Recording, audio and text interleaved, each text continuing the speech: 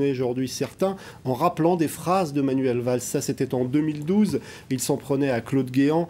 Claude Guéant, ce soir, dépasse les bornes sur les étrangers, l'islam, l'insécurité ou la Corrèze, la provocation et tout ce qui reste à ce clan. C'était juste avant l'élection présidentielle. Et puis, arrêt sur image remonte un petit peu plus loin dans le temps, en 2010, et reprend les mots choisis par Manuel Valls à l'époque. Insupportable, nauséabond, révoltant.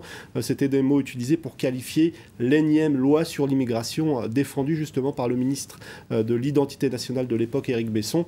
Et puis pour finir sur Manuel Valls, il y a cette image, ou plutôt ce dessin ou ce diagramme qui ne lui plaira pas, qu'on trouve sur le site du Figaro.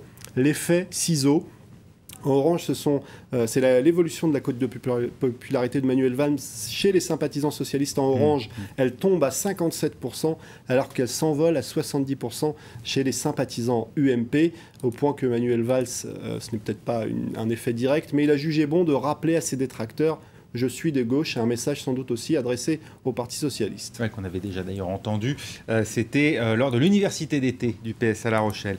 La Rochelle, justement, avec bien sûr la présidente du conseil régional de Poitou-Charentes, Ségolène Royal, qui bien fait la démonstration qu'on peut parfois ne pas s'appliquer à soi-même ce qu'on préconise pour les autres. Exactement. En tout cas, Ségolène Royal était invitée d'une émission de politique. Elle a expliqué qu'elle avait confiance en Manuel Valls pour revenir sur le sujet qui est un petit peu partout et qu'il fallait qu'on se calme du côté du gouvernement. Mais elle a eu quelques paroles qu'elle a regrettées très rapidement concernant certains ministres. Écoutez.